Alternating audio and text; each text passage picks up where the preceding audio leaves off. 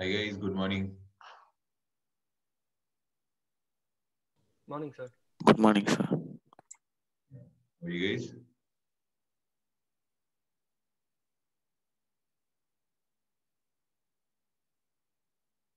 Yeah, how are you guys doing? Good, sir. How are you, sir? All right. Yeah, I just moved to another place right now, so I'm just taking class from a different location. In Orissa right now. I'm good too, man. I'm just traveling a bit. December, right? Yeah. Yes, sir. Anyway, so let's begin our class. Right. Yeah, is it better now?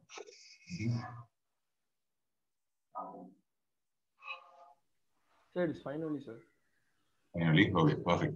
So, yeah, let's begin PNC. Any doubts you guys have? Any of you? Notes?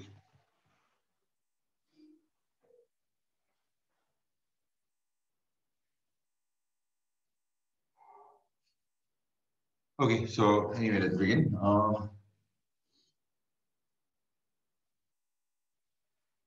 This question, please.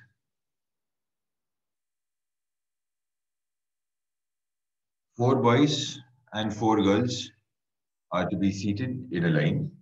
Four boys and four girls are to be seated in a line. Okay, four boys, four girls are seated in a line. Then find the following. Okay, number of ways they can be seated. Second one is number of ways they can be seated such that no two girls are together.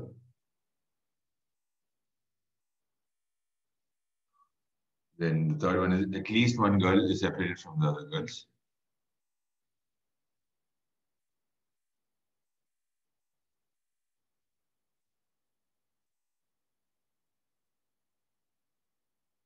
These one girl is separated from the others, like the other girls. Girls and boys are alternate.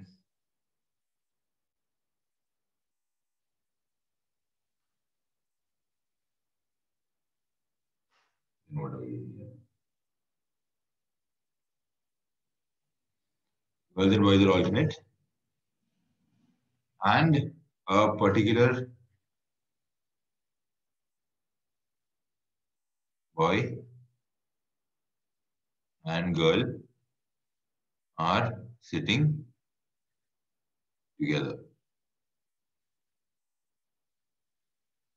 All right, so this is your question. Come on, guys, start solving this. But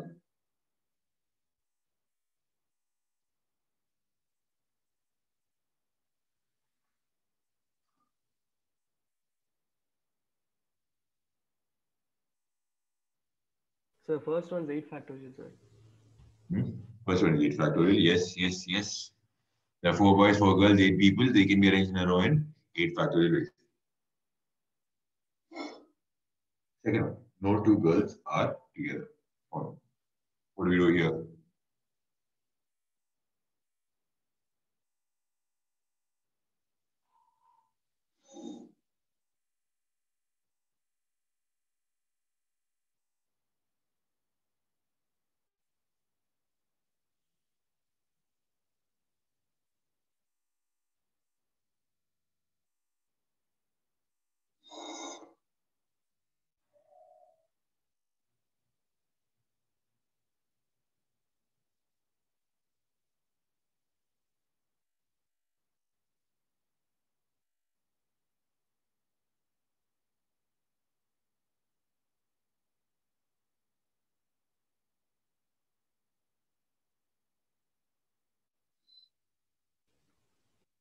Sir, 2 into 4 factorial into 4 factorial. Going to 2 into 4 factorial into 4 factorial. 2 into 4 factorial into 4 factorial. Let me check. No, no, no, no, no. How do you get 2? How do you get 2? So first is boy in the first seat, second is girl in the first seat. But here it's given that no two girls are together. Okay, boy in the first seat. Second is girl in the first seat. Now, the boys can be arranged among themselves in how many ways?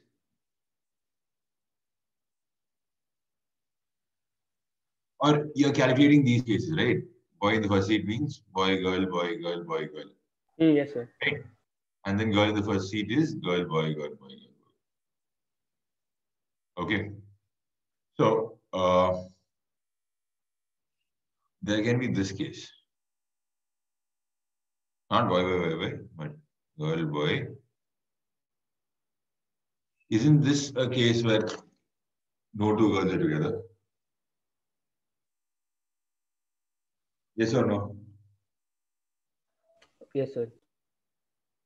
But this case we haven't included in our cases, right? Right.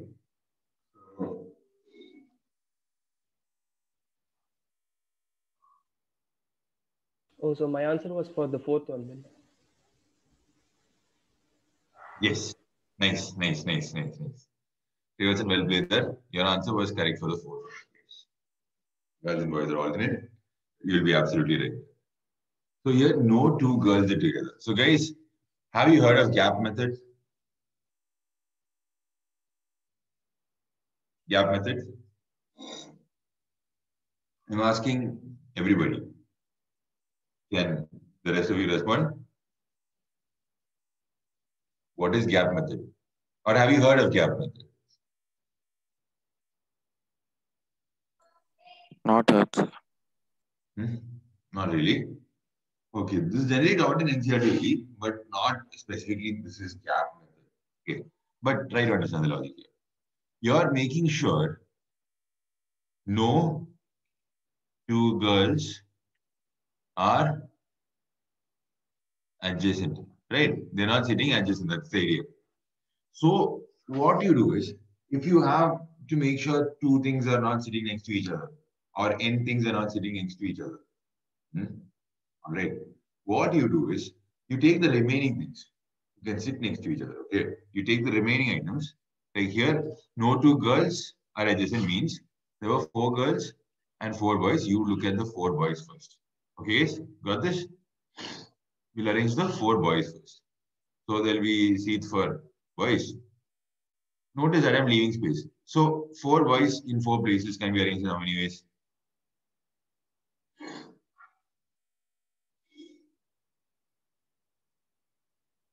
Four boys in four places can be arranged in how many ways, guys? Four factorial. Exactly. The boys are taken care of in 4 factorial ways.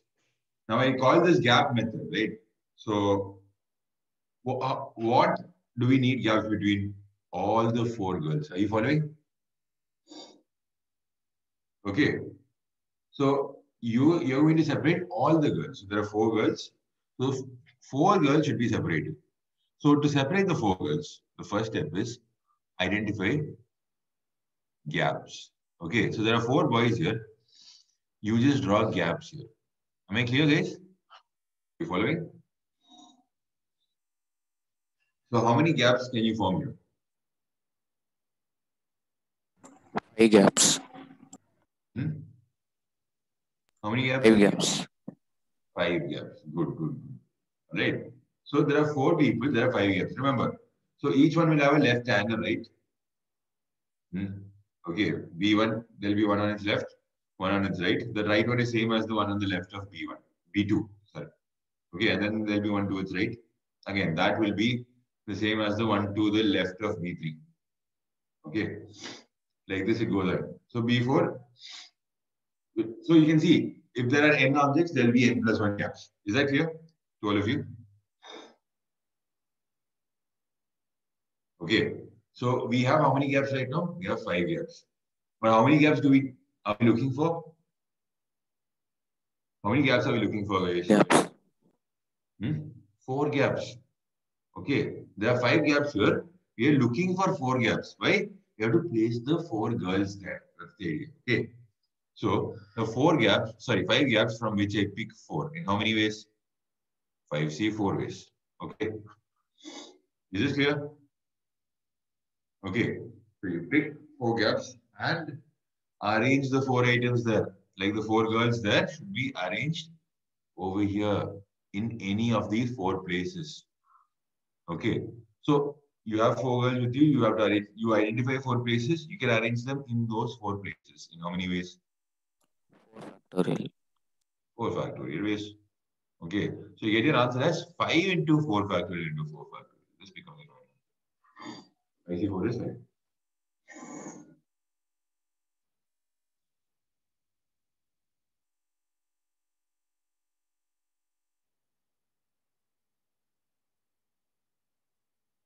You know the difference between NCR and NPR, right, probably?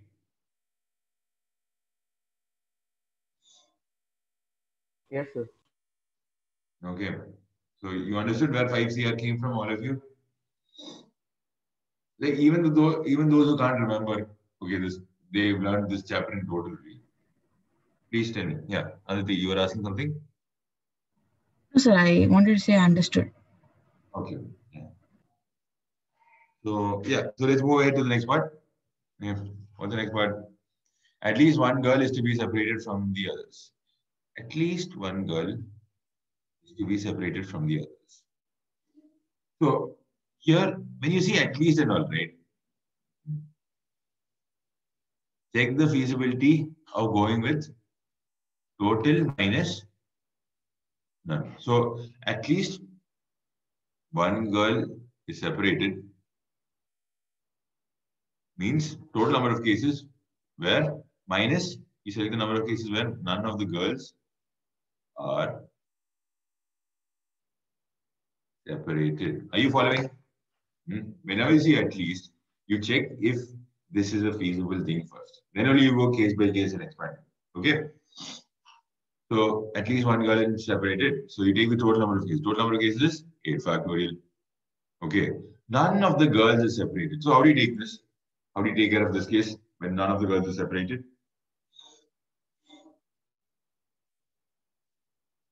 You use something called time method. Do you know what time method is?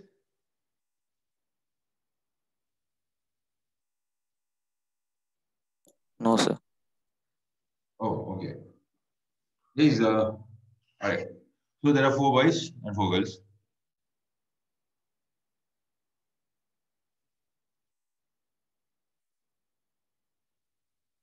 Okay. So you take the 4 girls as one unit. You're trying not to split them, right? Right. So you take the 4 girls as one unit. Is this clear? Okay, you consider them to be one person, like that way. They're all together in one unit. Is this clear, guys? Yes, sir. Yes, sir. So whatever that should not be separated, you're just tying it up together. So that's why it's called tie method. Is this clear? All right. So whatever you tie up. Okay, so here there are 4 girls who should not be separated. So you take these 4 girls and tie them up as one unit. All right. You'll be treating them as one person. That's the idea. Okay. So how many persons are we looking at right now? How many persons? You're looking at 5 Five. people. Five. One group of girls. Okay. All right. So these 5 people, if you can arrange them, how many ways can you do that? 5 factorial. Okay. Yeah, exactly. You can do this in 5 factorial ways. All right. 4 boys plus 1 group of girls. All right. Now, is there anything missing here? For each arrangement, okay, suppose you put B1 in the first place, B2 in the third place, B4 in the fourth place, and B3 in the last place, which means the bunch of girls will be in the second place. Okay. So you can put the box here for the second place. So each arrangement of the boys, you can see that the girls can arrange amongst themselves, right? Can you see that clearly? Okay. So within the unit that you considered, there will be arrangement again. Okay. Got this part? Yes, sir. Okay. So how many ways can the girls arrange among themselves? How many ways can that happen? 4 factorial. Exactly. That's the answer. Okay, that's it. Right. So 5 factorial into 4 factorial is the number of ways you can arrange 4 boys and 4 girls such that no, like all the girls are together. All right. So you get 8 factorial into 5 factorial into 4 factorial. Okay.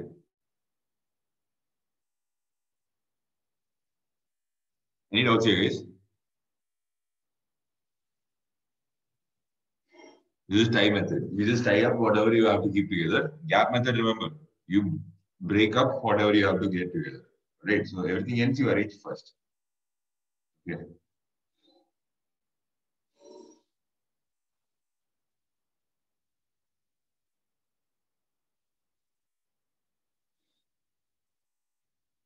Okay, so what's the next part of the question? Girls and boys are alternate. Girls and boys are alternate. Did everybody get this? There will be two cases here. Boy, girl, boy, girl, boy, girl, or girl, boy, girl, boy, girl, boy. So each case will be 4 factorial into 4 factorial. 4 boys can be arranged amongst themselves in 4 factorial ways, and the 4 girls can be arranged amongst themselves in 4 factorial ways when it's boy, girl, boy, girl, boy. Similarly, when it's girl, boy, girl, boy, girl, boy, you get another 4 factorial into 4 factorial. You add both of them up. You get your final answer as 2 into 4 factorial into 4 factorial. Is this clear? Is not clear, ask. Guys, are everybody, all of you following what I'm saying here? Yes, sir. Look, this chapter is very useful, okay? This chapter is very useful, like in real life. Right? Like, how do I put it? For JEE and all, they'll ask 1 or 2 questions. That's fine. But in real life also, this chapter is very useful. You can calculate scenarios. Okay? You can, all right, even for entrance tests, like beyond JEE, like after JEE, you write CAT, GMAT, GRE, all of that, right? So if you do write any of these tests, what you'll come across is this chapter and tough questions from this chapter, because people know it's a language-based chapter. It is pretty tricky. It's not that straightforward. Okay, so it's easy to make mistakes. So it's in your best interest to master this topic at the earliest. All right. So, any doubts here in the 4th part? Any doubts here? No, sir. No? Okay. Let's move to the 5th part. A particular boy and girl are always together. Okay. So, what do you do here? Girls and boys are alternate in such a way that a particular boy and girl are always together. Sir, instead of considering like the 4 girls as one group, you consider 1 boy and 1 girl as a group. And use the tie method thing. Okay, so the suggestion is that particular boy and girl, I'll take them as a group. That's what you're saying? Yes, sir. Okay. Now the rest should be arranged in alternates, right? How do we take care of that?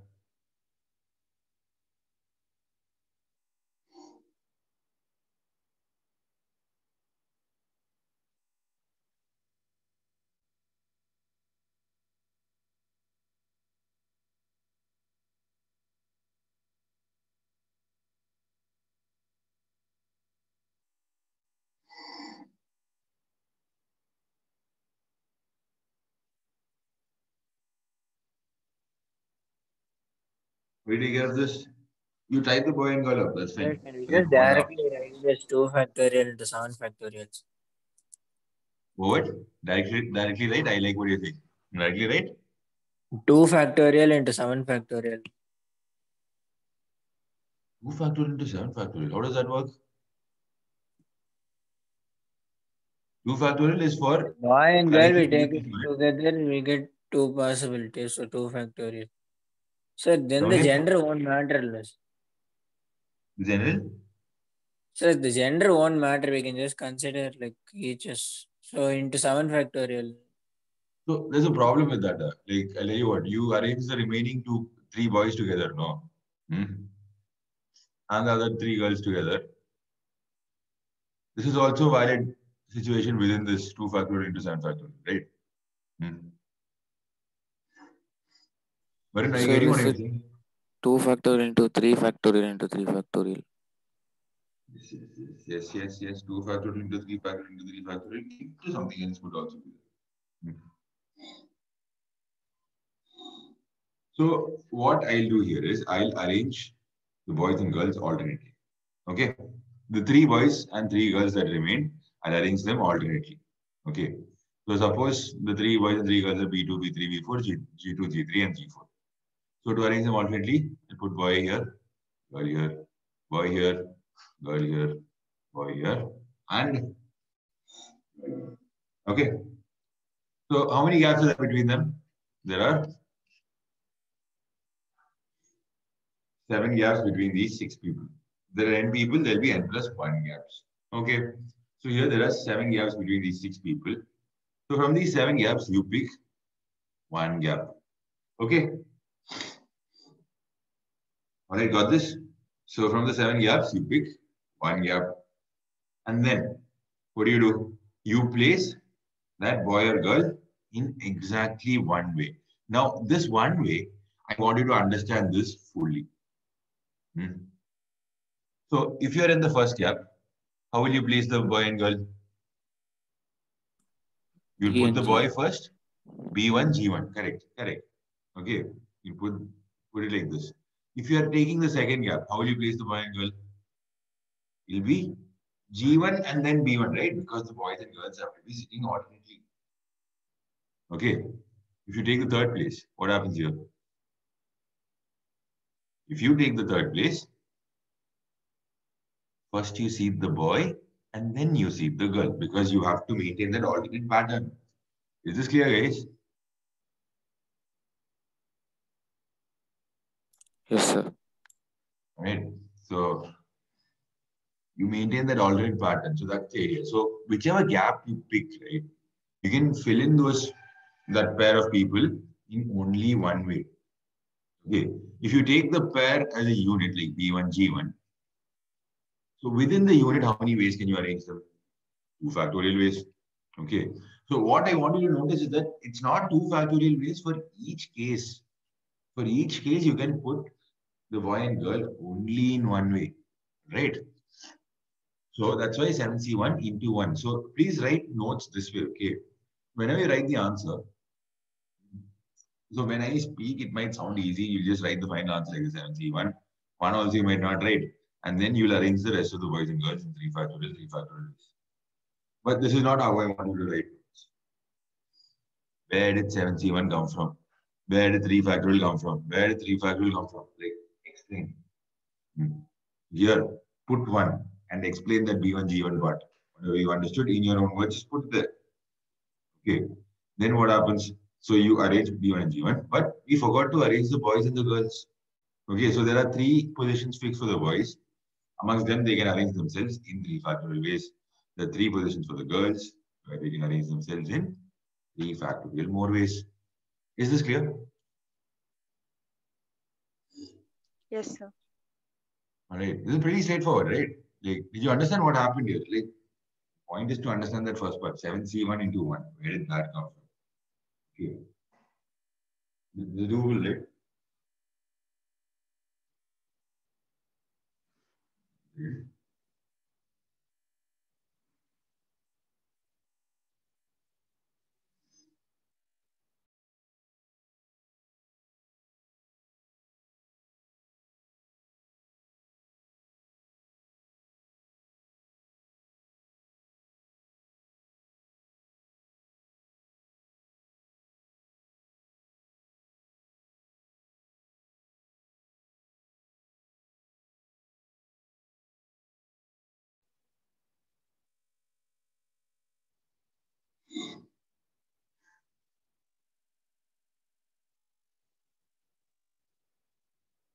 Okay. So is there any other part to the question? Any other doubts do you have? Any other doubts? Clear, sir. Clear, right? Kusulia? All right.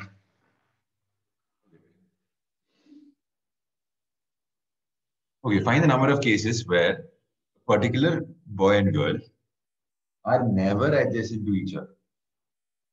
How do you do that?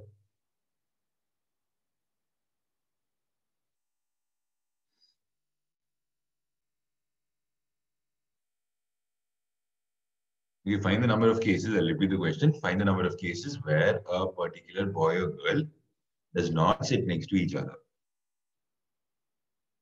So total minus. Exactly. Total minus the cases where they are sitting next to each other. It's easy to calculate that, right? All right, where they are sitting next to each other. You take the total, you subtract this from that, you get your final answer. Okay. Now,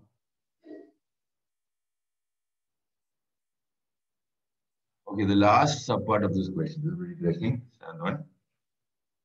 If they are 4 married couples, the number of ways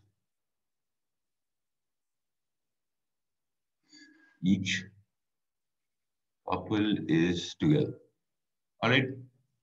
There are 4 couples. So imagine there are 4 couples, and you have to find the number of ways you keep each of them together, sitting together. How many ways is that done? Come on.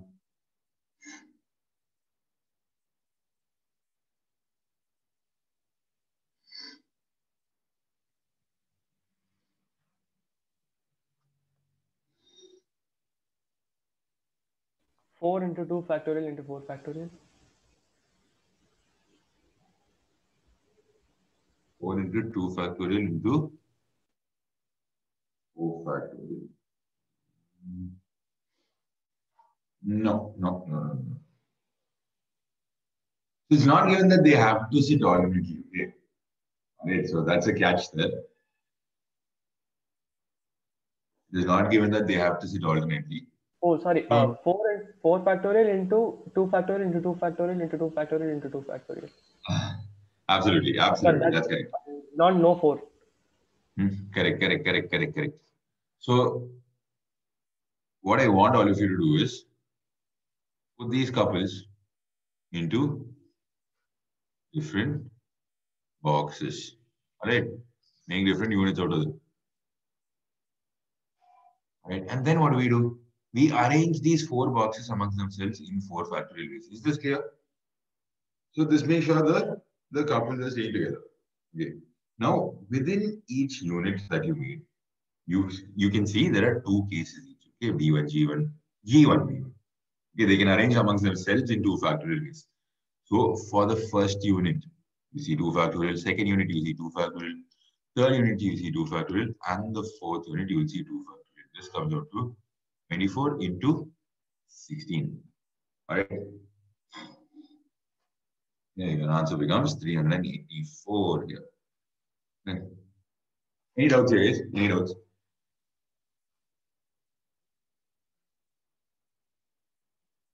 Like, once you get it, it's done. But make sure you do get it. So that's why I'm asking again. Do you have any doubts?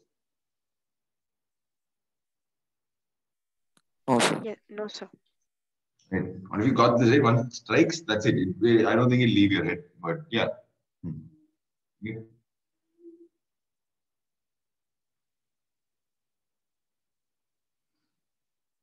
Okay, try this question.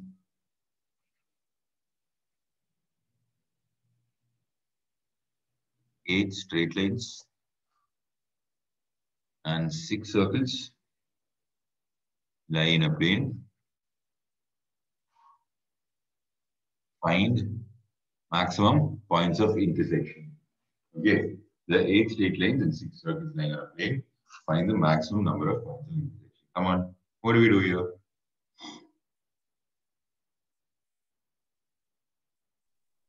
Sir, Yeah. can you just repeat the question? Yeah, there are 8 straight lines. Oh yeah, forgive the handwriting. There are 8 straight lines and 6 circles lying on a plane. Right. Find the maximum points of intersection. That's the question.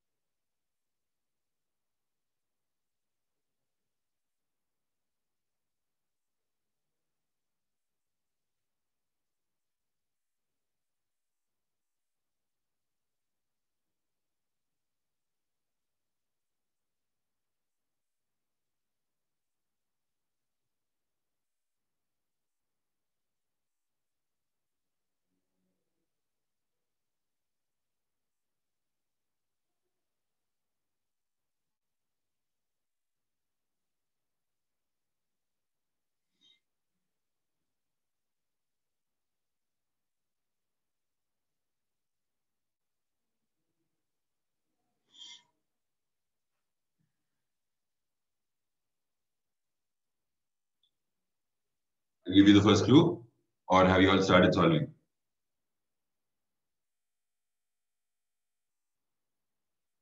Guys, do you need a clue or not?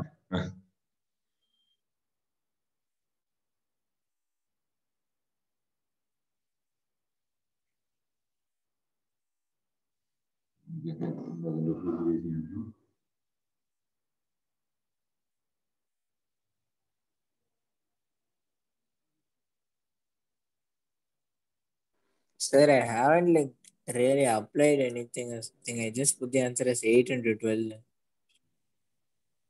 8 into 12. What's 8 into 12 plus 96? How? Sir, like each straight line, it can maximum pass through 2 points in each circle. Okay. So if you like consider like all straight lines passing through the 6 circles, like if you consider all of them passing through all the 6 circles, then we All can 6 get circles. 12 points of intersection total. Okay. But then between the straight lines, there'll be points of intersection, and between the circles, there'll also be points of intersection. What you said is absolutely right. Found that also. So you can add them as well. So find the maximum number of points of intersection. It was not mentioned. It has to be between a circle and a straight line. It can be between two circles. So is It the can be answer between. 182? Sorry. Is the answer 182? 182 involves some overcounting. It's a little lesser than that. Oh. Okay, let's start this. Okay, so there are 3 types of points of intersection here, like I mentioned. Okay, when you hit 2 straight lines, or when you get 2 straight lines, they will intersect at 1 point. Then you have 1 line and 1 circle. Okay, they'll intersect on the spelling of circle. They'll intersect at 2 points. Right. You have 2 circles. How many points can they intersect in? Maximum. You can imagine 2 circles just coinciding and intersecting at infinite points, but that's not what we're talking about here clearly. Okay. There are 6 circles lying on a plane. It's mentioned there's 6 different circles lying on a plane. They're not the same circles. Okay. The maximum points of intersection for 2 circles will be 2. Same goes for straight line also. You can say they intersect at 1 point maximum, or if they're the same line, they overlap. Okay, they coincide. So you can see that they intersected infinite points, but that is not the case that we're talking about here. So 2 straight lines give 1 point of intersection. How do I select 2 straight lines? I have with me 8 straight lines from which I pick exactly 2. So I do that in 8C2 ways. Okay. Now we are looking at 1 line and 1 circle. Guys, are you following? Yes, sir. Okay, this is the important part of the question. That's why. Okay, I want your attention here. So there's 1 line and 1 circle. You have 8 lines from which you pick 1 line in 8C1 ways, while at the same time there are 6 circles from which you pick 1 in 6C1 ways. Whenever you pick a line and a circle, you're looking at a maximum of 2 intersection points. Okay, so that's why you multiply this by 2. All right. Now we are looking at 2 circles. So each pair of circles will give 2 intersection points. So again, there are 2 circles from the 6. How many ways can you pick them? 6C2. Okay, so 6C2 is there. But each time you pick 2 circles, you get 2 points of intersection. All right. So what do we do? These cases are different, so we add them up. 8C2 is 8 into 7 by 2, which is 28. Then 8 into 4, 8 into 6 into 2 is, like we said, 96, right? And then 6C2 into 2 is 15 into 2, which is 30. 858 plus 96. 58 plus 96 comes up to 154. And this is your final answer. Guys, was this straightforward, clear, or do you have any confusions? Because all solutions will sound straightforward and clear, okay? That's what will mostly happen in this chapter. But you'll frankly have to solve a lot of problems on your own to figure out where you make mistakes. Okay. Oh, sir, I wrote 8C2 as 56, sir. That's why you got that. Okay. Makes sense. Not an issue.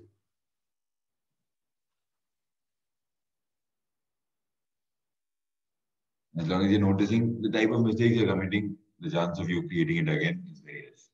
Right? Now, let's move on to the next question. This is a cricket team, okay? The names are from A, B, C, or A till K. And they're sent for batting. Okay, going to bat. Okay, the condition is that A wants to bat before J, and J wants to bat after we find the number of batting orders possible, satisfying this condition. Okay, find the number of batting orders possible which satisfy this particular condition.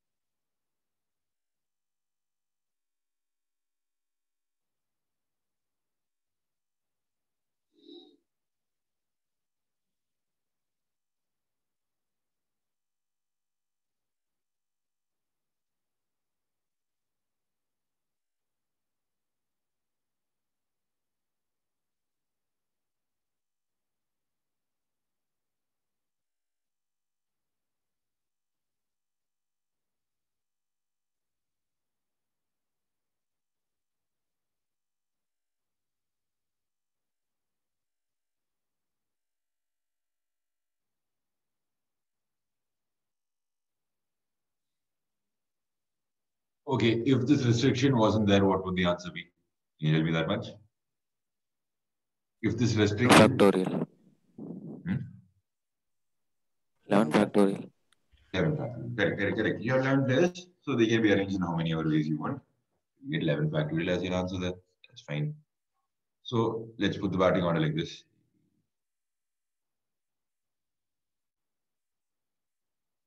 Okay.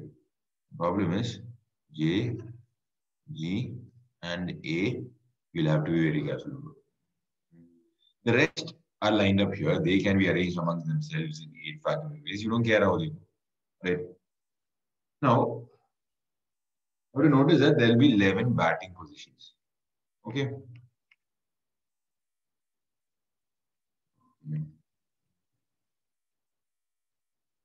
Okay, there will be 11 batting positions. Okay, from which you will pick 3. What am I talking about? From 11, I pick 3 in 11C 3 ways. Now, once I pick 3, I decide that why am I picking 3? They will be the 3 places for A, G, and J. Okay, that's the idea.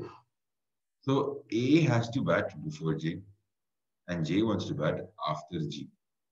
Okay. So A can bat first, G can bat next, and J can bat last. Or there's another case where G can bat first, A can bat next, and J bats last. Both satisfy this given condition. Right? A wants to bat before J, and J wants to bat after G. Okay. So you pick 11, you pick 3 places from the 11 in 11C3 ways and arrange these 3 players G, A, and G in 2 ways. Okay. It's either G, A, J or A, G, J. So you arrange them in 2 ways. And then what do? So you took care of these 3 places. The remaining 8 places are there to be taken care of. They are arranged in 8 factorial ways, and this becomes the final answer. That's it. Are you all getting this? What happened here? Yes, sir. All right. Sir, I did not get it. Yes. So the idea here is there will be 11 batting positions. All right. The 11 batting positions. Now A has to bat before J and J has to bat after G, which means J bats last. Okay, so J bats last. The first two positions can be A and G or G and A. Did you get this part? Yes, Are you sir. getting this? All right. Okay. So there are two ways in which you can place these three players. And these three players I'm focusing on because they are the players in the condition given. Okay. So to satisfy the condition first is my objective. So for doing that, there are two ways in which I can do that. Like I can place the three players in A, G, J order or G, A, J order.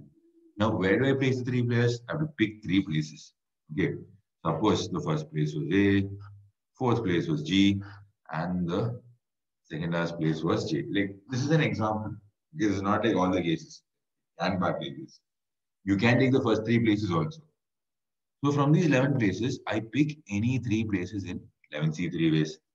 I fill those three places either in, so that's why I'm talking about these two cases here, A, G, J or G, A, J. So these are the two ways I can fill these three places. Is this much clear? Yes, sir. So that's why I'll multiply by 2. Okay. Now, placing them alone doesn't make up the team of 11 people, right? So what you do here is take care of the remaining 8 players that are there. So how many ways can you take care of the remaining 8? The remaining 8 players can be taken care of. Ways. That's it. All right. So you get your final answer here. 11C3, 2 into 8 factorial. Got this now? Yes, sir, got it. Okay. So 11C3 means you pick any of the three places. Okay. So in your mind, what you can do is imagine all the numbers from 1 to 11. Okay. And then understand that you have to pick three places, which means three of them have to be in a different color, three different numbers. Okay. So how many ways you pick three different numbers out of these 11? 11C3. Okay. And then you have players in GAJ order or AGJ order. So there are two orders here. So once you pick the three places, you can seed them in these two ways. And then don't forget the remaining 8 players, right? Because you haven't made them sit in that order. Okay, right now, you just pick them. You know who the remaining 8 players are, but you haven't decided where they sit. That is why you do that in 8 factorial ways. Is this clear to all of you? Yes, sir. Done it. No. Okay, how many ways? 5 different meals are delivered to 3 mailboxes. Each letter can be mailed in any mailbox. Okay, how many ways can you put 5 different mails into 3 mailboxes where each letter can go to any mailbox? Your clue is in the question itself. 5C3, sir. C3.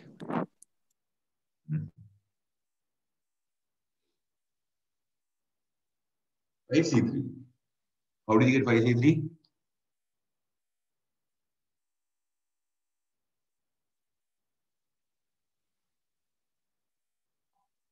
Sir, or 5P3, sir. Okay, or 5P3. How did you get 5P3?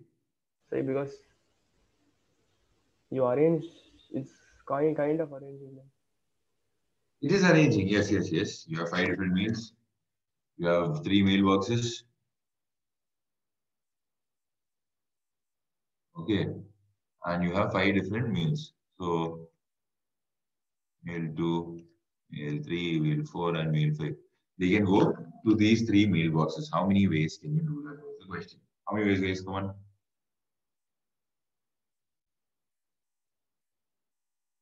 No, why did you say 5P3? That's what I'm asking.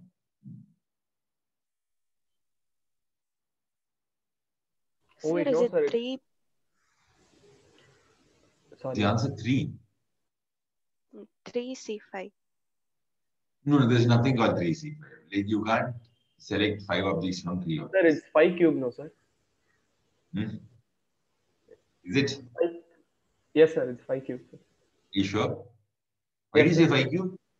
Because first box can have all 5, second box can all have 5 options. And third box can have any of the 5. Hmm? Yes sir. But like the first box can have any of the 5 objects means T1 can go to the first box, T2 can go to the first box, T3 can go to the third Oh sorry. Then 5 into 4 into 3, sir. box. Huh? 5 into 4 into 3. 5 into 4 into 3. Now how did that come? Any of the 5 can come here, any of the 4 can go here, any of the 3 can come here. But then there are 2 more left, right? What do you do with them? Where did they go? Okay. So what if there's a case where all the letters went into the same mailbox? What would you do there? How do you include for that? So there are cases missing. That's what I want you to understand with this method. Okay. This method won't fly. It won't work here. Okay. You have 5 objects and 3 places to distribute it to. But the problem is that it's not mentioned that all of them should be filled with at least 1 letter, or none of those conditions are given. So there can be a possibility that all these letters go to the same mailbox. All right, so we have to account for that also. So what I would like you to do is, that's why I drew the diagram like this, okay, so that you guys get a little confused. Right. So each letter here can go to any of these 3 mailboxes. In how many ways? 3 ways each. That's the idea. Okay, it can pick any of the 3 mailboxes. Which means now you've included the case where everyone picks mailbox 1, or all these 5 letters go to mailbox 3, or 4 go to mailbox 1, nothing goes to mailbox 2, and 1 goes to mailbox 3. All these cases are included this way. Okay, when you think from letter to the mailbox. Okay, so each letter has how many mailboxes options? Think like that. Right. So each letter has 3 mailboxes as options. And so hence this answer would be first letter is 3 options, second letter is 3 options, third letter is 3 options, fourth letter and fifth letter 3 options. Here the final answer is 3 or 5 number of ways. Is this clear?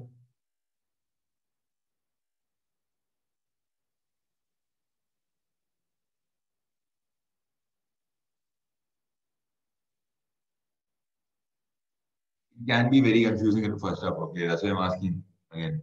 Is this clear? Like, any doubts here? Think about it. Take your time. Think about it. Find the issue Can you with the. explain it again? So, till now, what did we do? We identify the places and identify number of options each place had, right? But now something has changed here. Okay.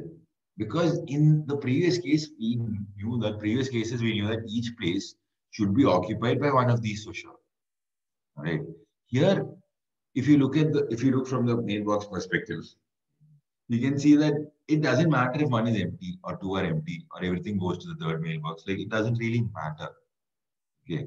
So what you do here is there are a lot of extra cases you have to account for here. So to make up for that, you go the other way around. Okay, from the letter to the mailbox. Like, as in each letter, how many options does it have? Which mailbox can it go to? Because the letter has to pick one of the 3 mailboxes. Okay. All right, it's not like each mailbox has to pick one of the 5 letters. No. That is why that logic is wrong. Okay, so each letter, which mailbox does it pick? It can either go to M1, M2 or M3. It can go to both at the same time. Okay, but if you look at M1, M2, M3 mailboxes, like multiple letters can sit there at the same time as well. This is also another drawback, right? So those cases and all we're not including. All right. So did you understand why it's 3 power 5 now? When we go from letter to the mailbox, each letter has 3 mailboxes as options. Right? You pick one of the mailbox, put the letter there. Do the same with the next letter. Do the same with the next letter, and so on. What will happen? You will get all the possible different cases. Are you following? Yes, sir. Right? Pretty easy, right? Now, it might be confusing first up, but once you get it, that's it. It's done. Any doubts here, guys? Anything?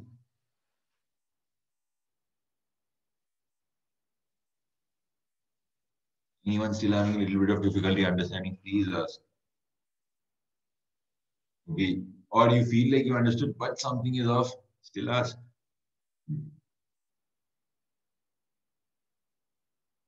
All right. Anyway, I'm moving on to the next question. Please ask if you didn't understand the previous one. It's pretty important. Yeah, feel free to ask. Now, we're looking for the number of natural numbers. Okay. Number of natural numbers with at least 1 7. Okay. 1 7. The natural number should be between 100 and 1000. It should have at least 1 7 and it should be between 100 and 1000. Okay. Here we go.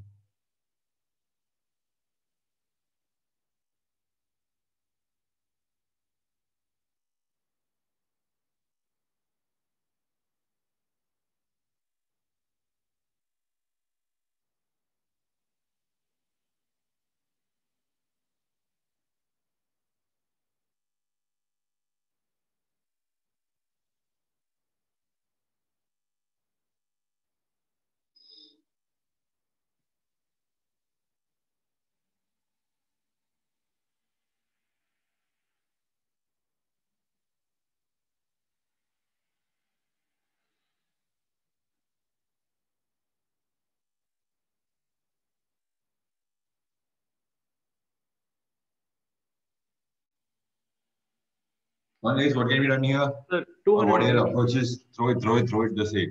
Let me know what you're doing. So is it 280? 280 is close. It's not the right answer, but it is close.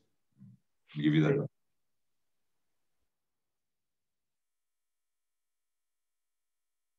But more important than that, can you tell me how you got to do it?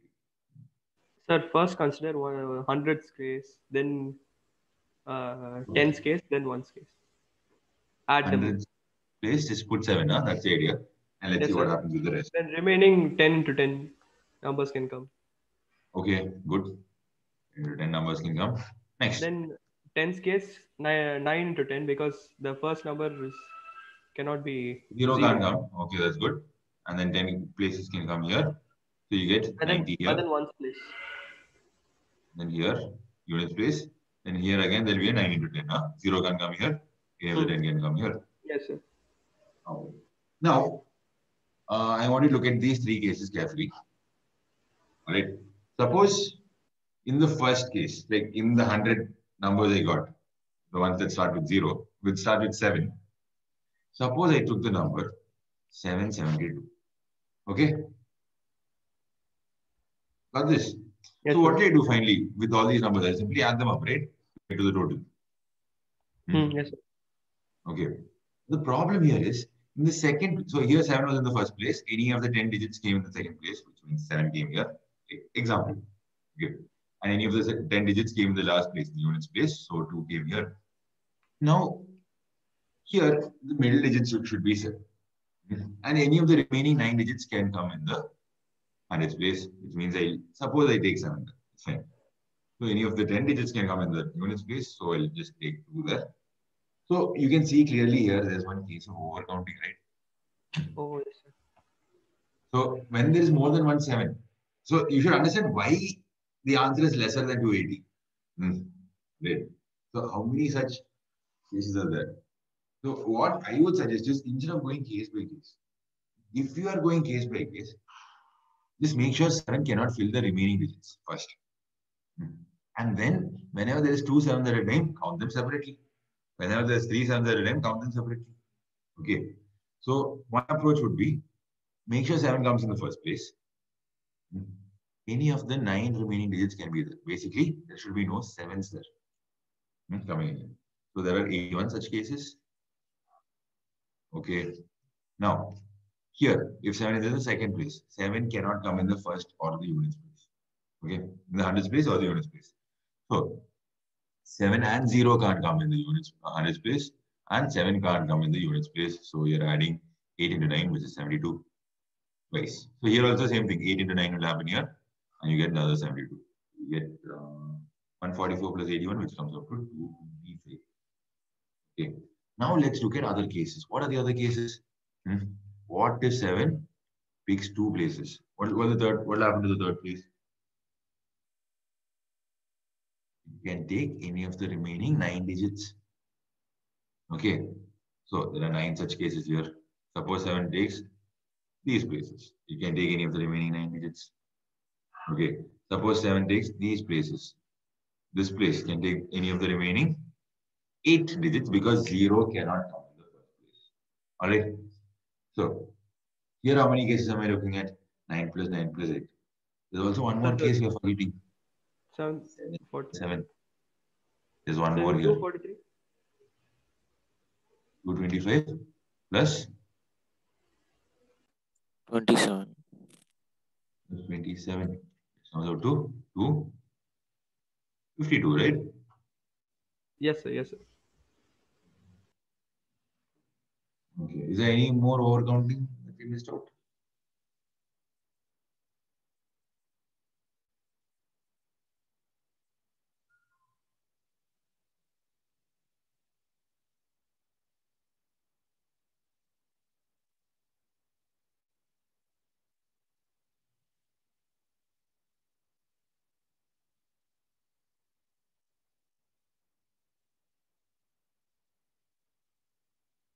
Okay.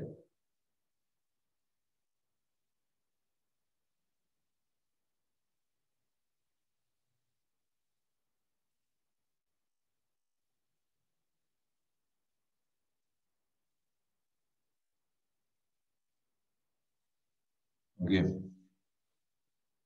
Instead of doing all this, right, frankly, you're looking for a 3-digit number. What are the total number of 3-digit numbers found? You're looking at numbers between 1000 and 100. So how many numbers are there here between 1000 and 100?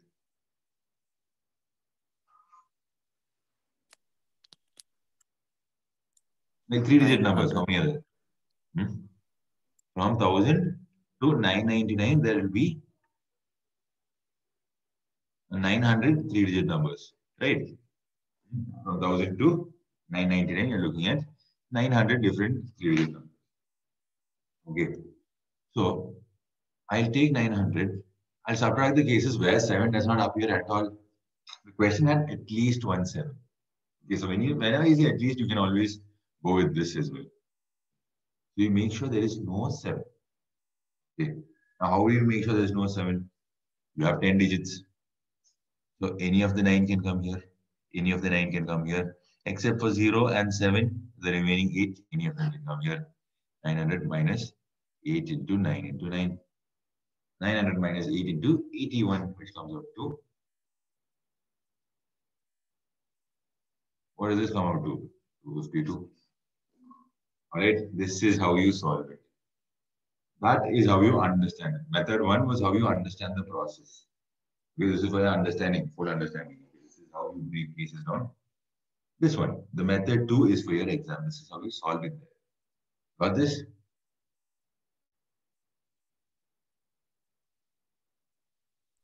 Yes, sir. Right. Pretty straightforward, right? But whenever I say at least, this is what you think of. Total minus none. Okay. So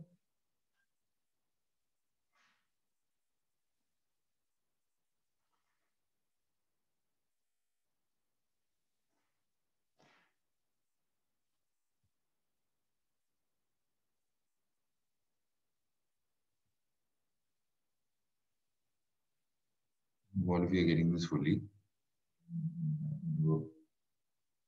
Next question.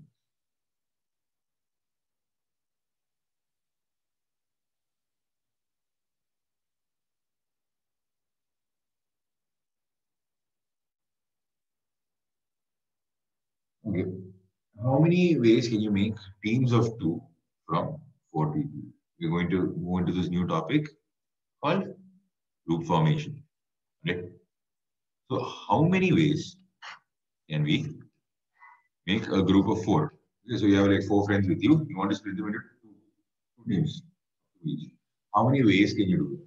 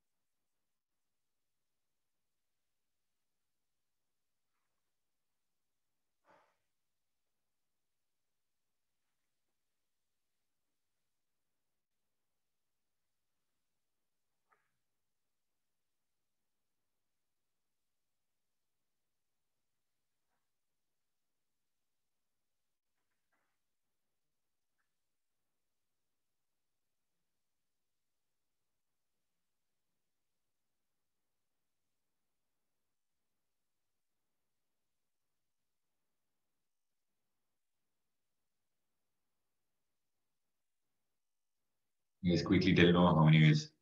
You have A, B, C, D as your 4 friends, right? Who are going to be arranged in 2 teams. What will the first team be? A, B versus, like A, B will be there, C, D will be there. Okay. This is one set of teams, one set of team. Then A, C, B, D. Then A, D. Then B, C. Anything else? Yeah. B, C. And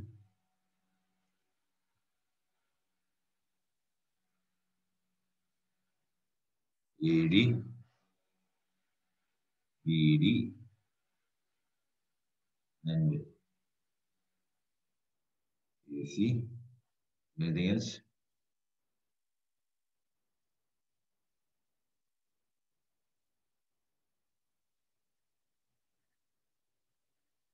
This C, D. And AB. Okay. Guys, just think about this. How many ways can you pick 2 from these 4? That'll be the first team, right? So 4, C, 2. This is the number of ways of forming the first team. Now, how many ways can you pick the second team? The remaining 2 people become the second team. So there's only one way for each case. Okay. So suppose you picked A and B, the remaining are C and D. Only they can be the second team. That's it. There's no smaller combination or bigger combination of that. Just C and D. The remaining parts will be the other team. Okay. How many ways is this done? So you can write the number of ways here as 4 factorial divided by 2 factorial, 2 factorial. Okay. But is this the number of ways you can divide it into 2 teams? You can divide this into 2 teams A and B in these many number of ways, which is correct. All right. But to divide them into 2 teams, basically, I'm not putting names for these teams. Is this the answer? No. Why? Because this case, look at the first and the last case. Take a repetition, right? When I say team 1 and team 2, the name doesn't matter. Team 1 is now C and D. Team 2 is A and B. Name doesn't matter. Okay, it's the same case. You can cut one of these out. Next, AC and BD. Again, there's another repetition here. This also repeats here. So you can see there are only 3 cases in which you can divide this into 2 equal parts. Okay, 3 cases are there. So what happens is, you're expecting something like this, 2 factorial square. Here, what you have to realize is, this square, right? You see this 2 here? Just take that and put a factorial of that. What happens is, 2 means square means there are 2 of equal sizes. 2 groups are there of equal sizes. Okay, you can see here. So, why I divide by 2 factorial again from nowhere is that this 2 factorial implies that there are 2 sets of groups here with equal sizes. Now, amongst these groups, there can be a rearrangement. All right. So that's what happened here. CD came first, AB came second. AB came first, CD came second. So to account for these two cases separately, we divide by 2 factorial. Is this clear?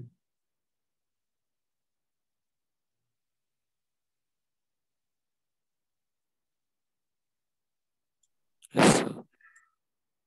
Guys, am I audible or do you have any trouble hearing? You're audible, sir. All right. So within the groups, there could be rearrangement going on. So that should not matter as long as the groups don't have a name. I'm splitting it into 2 different groups or 3 different groups. That is something. Okay, but then within the groups, there should be no rearrangement. To account for that, I divide by the number of groups with same size factorial. Here there are 2 groups of same size. That's why I divide by another 2 factorial here. So now you should understand where this 2 factorial came from. Is that clear?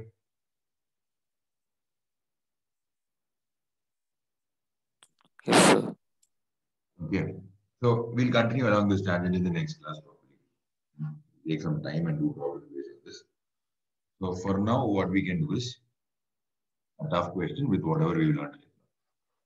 We're trying to form a 7-digit number. Right? Find the total number of numbers of A. All digits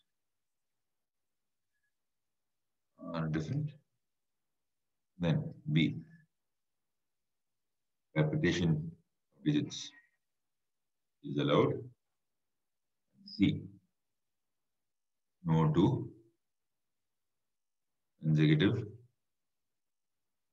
digits are the same. If you're done with the first 3 parts, right? If you're done with the first 3 parts, plus just let me know. I'll give you the next 3 questions quickly. Right? Just give me a second. I'll be right back.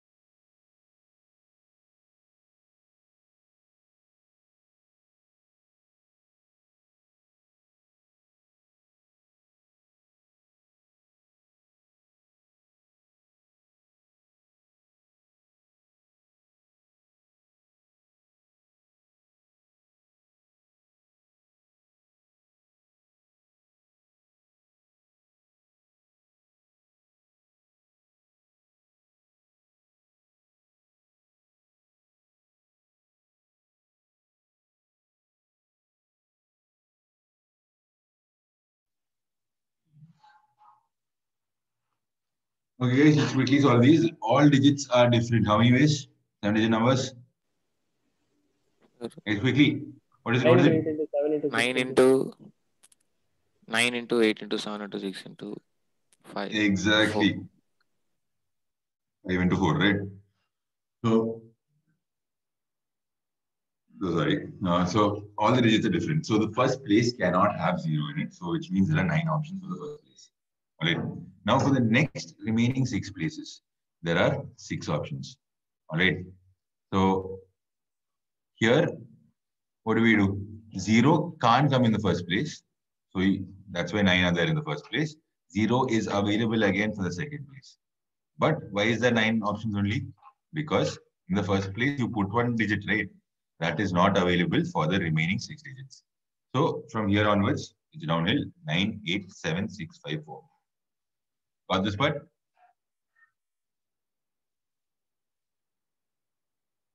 All digits are different.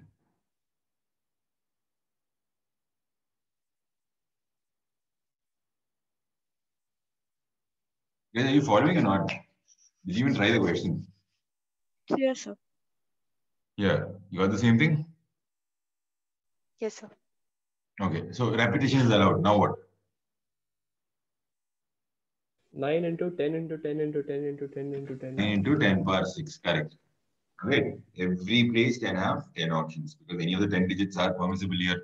Now, for the first place, 0 is not permissible. So that's it. For the first place, you can see there are only 9 ways in which you can fill it. Okay. Next is no 2 consecutive digits are the same. What do you do for that? No 2 consecutive digits are the same. 9 power 7, sir. 9 power 7 is the right answer. What is your logic? Sir, like in the first term, it has to be only 9, sir. Okay, first term can only take 9. In the second place, the only condition is that like only the previous term cannot come. So 9 digits can come, even 0 can come. Only the previous one cannot come. Yeah, right. So there's 9 options here. And then what happens? And then even for the next term, like the first term can come, only the previous one can't come. Exactly. As long as it's not the previous digit that is placed, we are good. So that's why each of these, you're looking at 9 options. All right, so you get 9 past 7 here. Okay, now let's move on to the next part of this question. Next 3 subparts.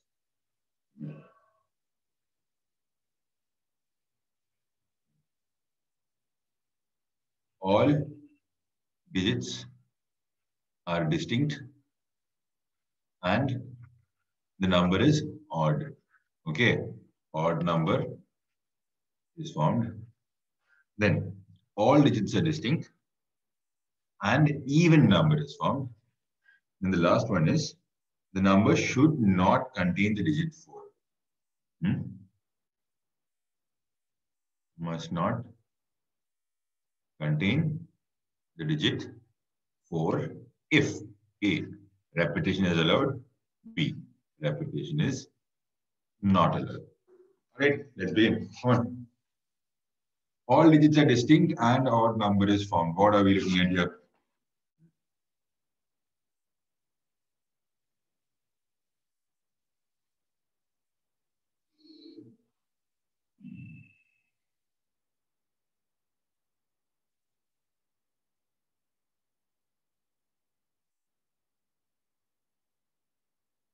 So distinct means no repetition, no, sir? Distinct means, yeah, correct. No repetition. Correct.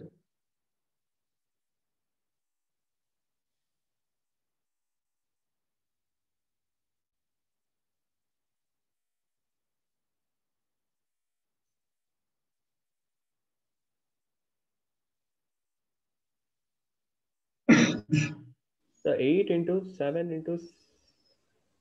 Sorry, 8 into? 8 into 7 into 6 into 5 into 4 into 5, sir. Into 5. Look, the last digit should be odd for an odd number to be formed, which means it can be 1, 3, 5. Yeah, so 5, sir. Or 9. So these 5 options can come. Okay. Now, it's given that the digits should not repeat, right? All digits are distinct. So whichever of those 5 digits you put in the last place, in the units place, cannot repeat anywhere else. Okay. So that's out of contention now. Yes, sir. Okay. You're left with 9 more digits.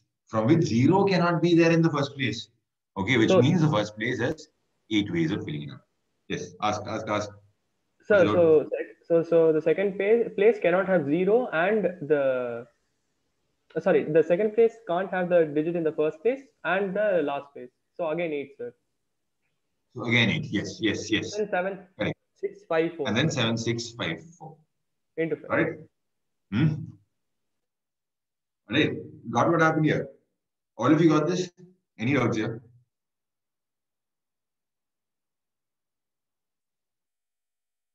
I'm asking if all of you got this. If you didn't get this, please tell me you didn't get this. So that I How can is the explain again. first place only 8, sir? How is the first place only 8? Finally, a question. All right. So we have 10 digits with us from 0 to 9. One of those digits, one of the odd digits, went to the units place of this 7-digit number. Okay. So from 0 to 9, we're looking at 10 digits. Right. So one of them have gone off. Now you're looking at 9 digits. But then in the first place here, okay, in the first place here, there are only 8 options available because from the 9 digits, there is one thing called 0. 0 can't come in the first place because if you put 0 in the first place, it'll become a 6-digit number. Okay, we are strictly looking for a 7-digit number. So what do we do here? There are 8 digits. Okay, so we had 9 digits from which 0 is there. So you can't put 0 there in the first place. All right, so you're looking at 8 digits. Now, if your doubt is how did the second one become 8? Okay, so you had 10 digits. Okay, suppose you put 9 in the last place here. To make it an odd number. And then 0 wasn't available for the first place. So you put a number like 2, for example, there in the first place. Okay, 2 is there, first place, 9 is there in the last place. Now, you're left with how many digits? 8 digits. 8, right? Any of the 8 can come in this place. Okay, that's why 8 here. Okay, so suppose you put 3 in the second place. Okay. Then you're left with 7 digits. Any of them can come in this place. That's why 7 there. Okay, suppose you put 0 there. And so on. Okay, so this is your answer. 7, 8 into 8 into 7 into 6 into 5 into 5 into 4. Right? Got this? Yes, sir. Okay. Now, if it is an even number, what happens? You're looking for even numbers. Sir, we do consider 0. Wait, Yeah, 2, 4, 6, 8, or 0 are the 5 even places, right? Okay, so Yes. these are the 5 even places. Okay, even digits that are available for the last place. That's what I mean. Okay, for the units place, there are 5 even digits available. So, the first place, how many options? Sir, I think we have to consider like ending with 0 as a separate case. Thank you, Arun. Thank you, Arun. This is the point I was leading up to. I hope the rest of you are following. Okay. So, what's happening here is that there is one issue. Like, there were 10 digits with me. I take 2 here in the last place. All right. So in the first place, how many options are there? So 2 is filled in one way. Okay. In the first place, how many options are there? So there are 10 digits in total. 2 is not allowed. 0 is not allowed for the 8 first options. place. So you get 8 options. Okay. So you get 8 options here. Now, if 0 was in the units place, how many options are we looking at here in the first place? 9 options. 9 options. Okay. So the number of options depends on what you put in the last digit, right? Like how many ways can you fill in the first place? The answer would be it depends. Depends on what you put in the units place. All right. So units place. So if you put 2, 4, 6, or 8. Okay. If you put any of these values, any of these 4 values, what will happen? The first place will have 8 options. Are you getting this? 0 is not allowed here. So you'll get 8 options here. The second place will have again 8 options because 0 now opens up. It's available for the second place. Okay. And then from here, 8, 7, 6, 5, 4. So this is what you get when it's a non-zero even number. Like an even number not ending with the value 0, the digit 0. Now what happens if you put 0 here? If you put 0 here, 0 is entered in one way. Rest of the remaining 9 digits can come here. 8, 7, 6, 5, 4. Why 9? Because 0 I already put here. It's not available anyway now. Okay. So from the remaining 9 digits, pick any one, put it in the first place. The remaining 8, put it in the second place, and so on. So what you do is you split this up into two cases. So the first case gives me the answer as 8 into 8 into 7 into 6 into 5 into 4 into 4. The second case gives 9, 8, 7, 6, 5, 4. Okay. You add both these up. Is this clear? How we broke it into cases? This understanding is important because the rest of the chapter, whenever you get stuck, this is what you generally do. You either take total and subtract the cases, and that is done when there is at least given in the question, or you break it down into separate cases. You'll have to see through each and every case here. Okay, each and every type of case. That's what I mean. Okay, so here there are two types of cases, like two types of even numbers. One that starts with 0, one that ends with 0, one that ends with 2, 4, 6, or 8. Right. So these are the two cases. So identifying the cases is a very important skill in this chapter. So yeah. Is it clear? Any doubts here? No, sir. Is it done? Now, there's another one. Now, no, the number should not contain the digit 4. Okay. Number should not contain the digit 4 when repetition is allowed. How many ways can you do this? 7-letter word. Number should not contain the digit 4. So you have digits from 0 to 9, right? You remove 4. You're left with 9 digits. And here it's given that repetition is allowed, which means any of the 8 digits can go here in the first place. Second place onwards, any of the 9 digits can go here. Repetition is clearly allowed as long as you don't enter the value 7 anywhere. Okay. 8 in the first place because 0 is not allowed. Okay. So you get 8 into 9 plus 6 as the answer when repetition is allowed. What happens when repetition is not allowed?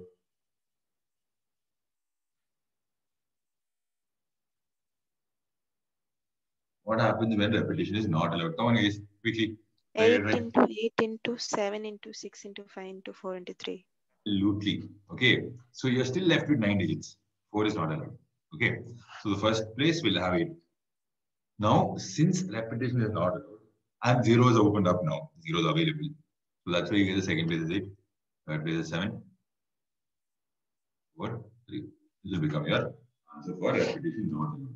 Is this clear, guys? To all of you? Yes, sir. Yes, sir. All right. So, yeah, that is for this class. Do you have any doubts regarding previous topics or any of the questions we covered today? Please stay back. Rest of you can go. Class is done for today. Right? Thank you, sir. Thank you, sir. Thank you, sir. Please study, okay? Please practice more problems. NCERT is too easy, frankly, in my opinion. So, practice as many tough problems as you can from this chapter because you have to make mistakes to learn. Okay. So, make the mistakes at the earliest and learn fast. Right? Sir, I have this doubt. Please ask. Sir, I have a doubt in this maxima and minima. Okay. So the question is f of x is equal to x power 3 x cube minus 3x square plus 6. In that we have to find the maxima and minima. So if we do the we found the critical points. Okay, so to find critical points, what we'll do is f dash is equal to 0. I'll just quickly do it, okay? Get to speed with the question. Yeah. And then we get 0 and then 2. Okay, so I get x equal to 0 and 2. That's two critical points. Okay, and then? Yeah.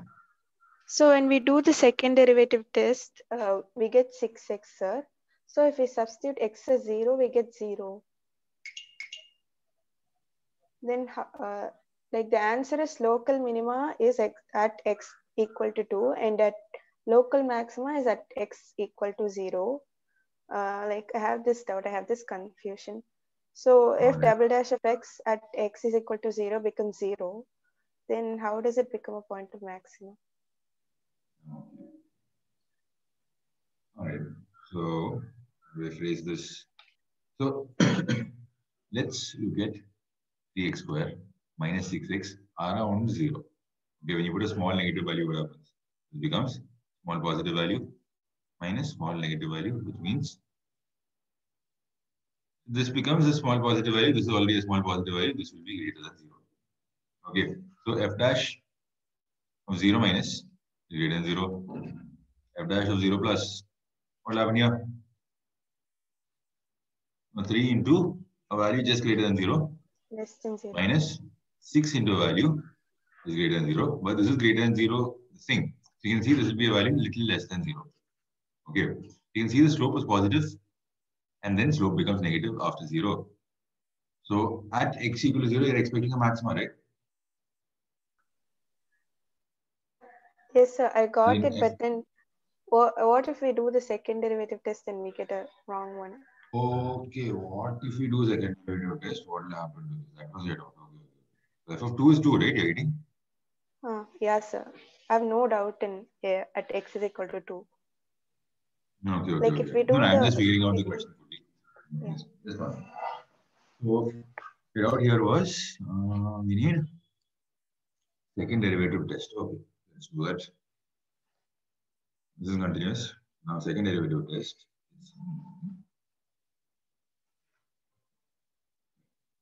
If double dash will be 6x, which comes out to 0.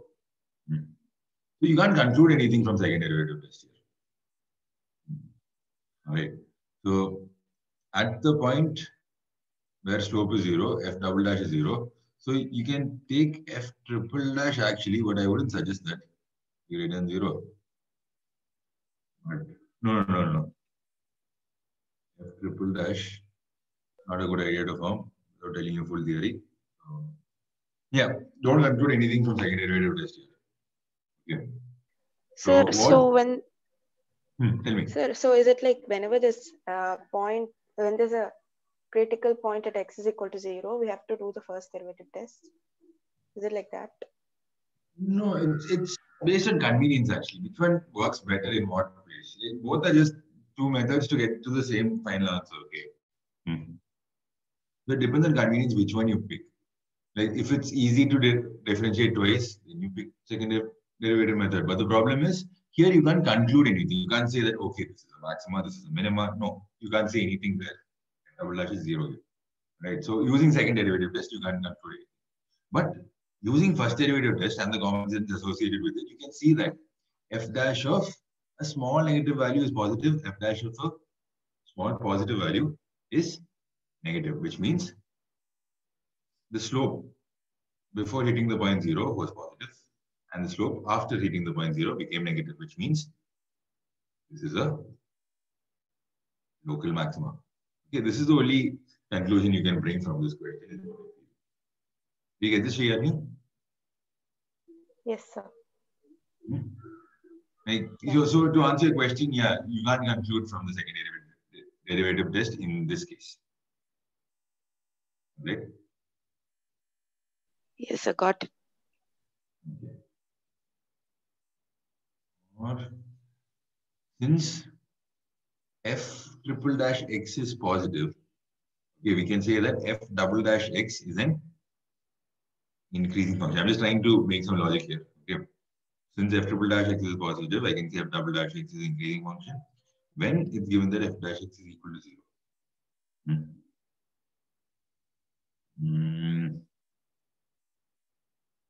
So there, the slope keeps increasing.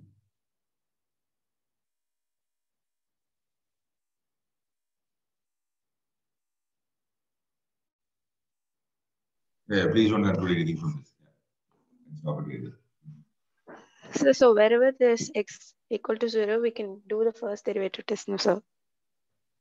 Yeah. No, not like that. Not like that.